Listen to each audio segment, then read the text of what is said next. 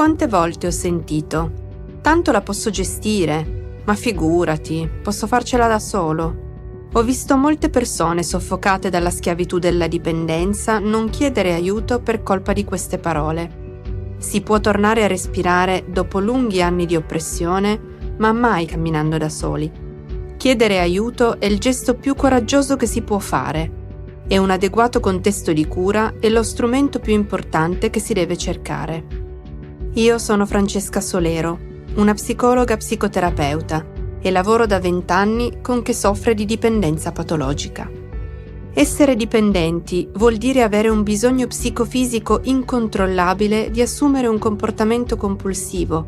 Vuol dire far ruotare tutta la propria vita intorno al pensiero e all'uso di una sostanza o alla ripetizione di un comportamento. Vuol dire mettere in secondo piano le relazioni più importanti e non essere liberi di esprimere la propria individualità. Curare la dipendenza è importante perché è difficile stare bene quando si vive in balia delle proprie emozioni e si perde la possibilità e la libertà di decidere della propria vita.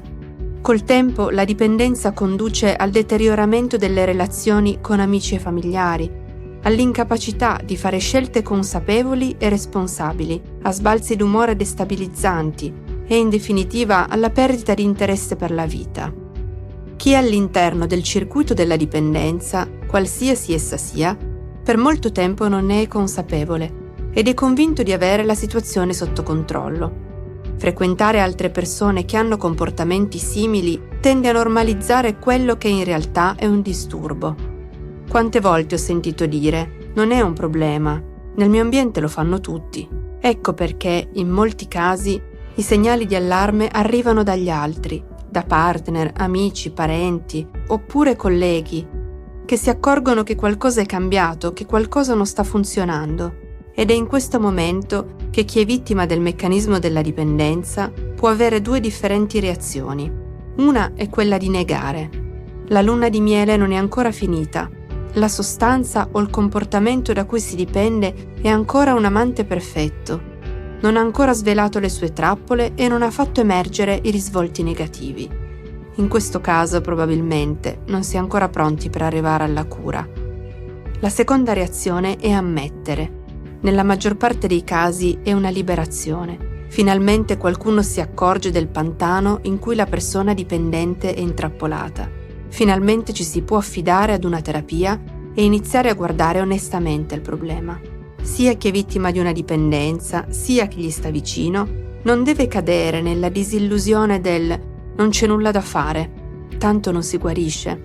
Non è così.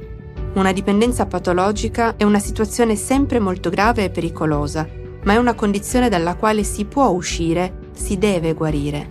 La prima cosa da fare è essere aiutati a capire meglio.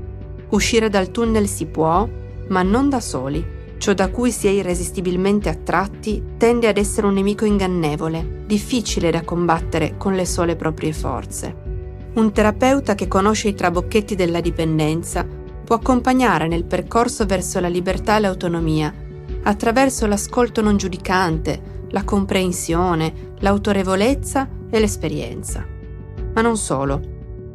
Un terapeuta che si occupa di trattare una dipendenza patologica deve avere una lunga esperienza nel settore e deve appartenere ad un contesto di cura più ampio.